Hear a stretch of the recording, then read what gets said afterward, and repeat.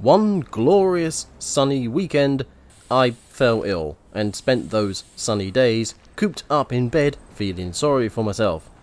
The ills ended as the work week started, of course, and I was left with a cough which was a little annoying, but I could work through it. If only I knew what was to come. Unfortunately, by the start of the next week, this little annoying cough had turned feral.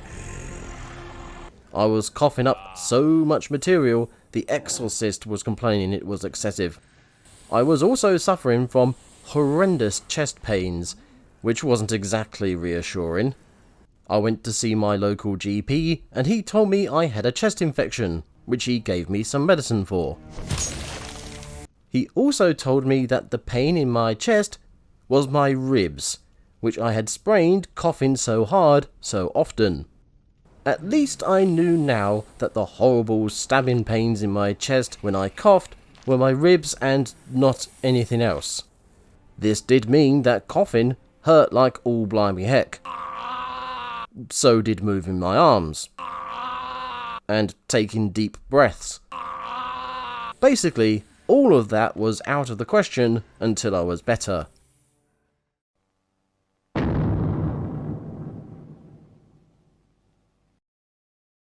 So, now I had been given antibiotics, and had plenty of rest, things were hunky-dory, right?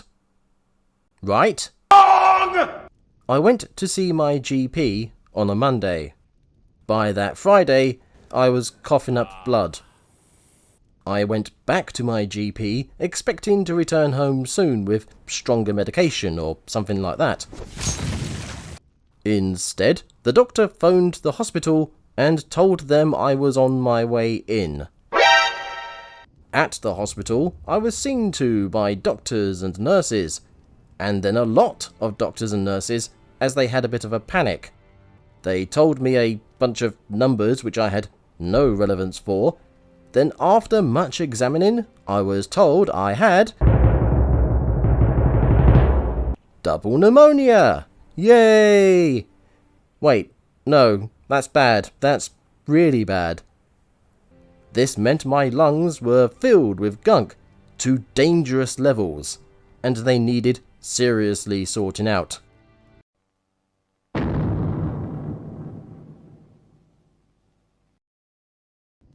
I spent the next 5 days in hospital being given injections, suffering the hospital food, and sleeping.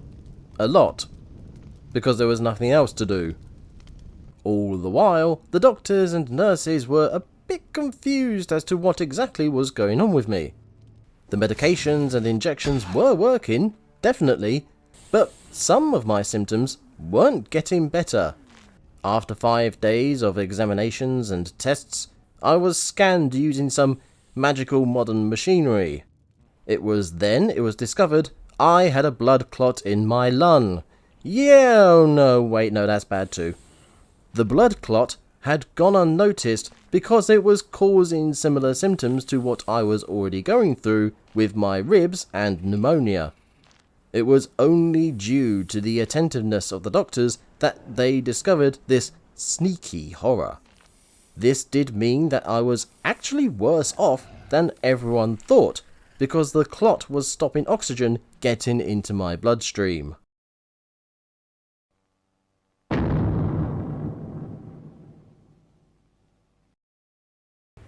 On the 5th day, he rose again, out of the hospital bed and out the main entrance. I returned home with a bunch of different pills to take, and plenty of recovery time in my near future. And so ended my little adventure to the hospital, an adventure I'm still suffering from. My ribs still hurt, albeit less so, and I'm still coughing up gunk, albeit much, much, much less so. The blood clot, on the other hand, is going to be with me for a while. Months, in fact. And it was only after all of this had happened, and I got to sit down and actually look this stuff up, that I realised just how close to buggered I actually was. What really fascinated me about all this was the combination of problems that were applied to me like stacking debuffs. My sprained ribs meant it hurt to breathe, so I wasn't taking full breaths. This probably resulted in my infection getting worse, becoming full-blown double pneumonia, which filled my lungs with gunk, reducing my lung capacity. This in turn provoked the blood clot in my lung, which only hurt me more and reduced my oxygen intake on top of the pneumonia doing the same. Reduced breath intake, reduced lung capacity, reduced oxygen intake.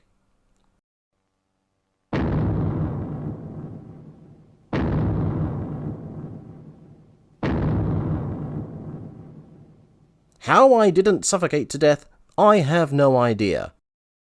It also enlightened me to the fact that, weeks after the hospital said they could do no more for me and I was good to go, I'm still feeling the effects of this combo illness, and still taking medication for at least one of them for the foreseeable future. And the worst part is I don't know how I got it in the first place. Another fascinating and, let's face it, worrying aspect of my illness were the numbers that were thrown at me.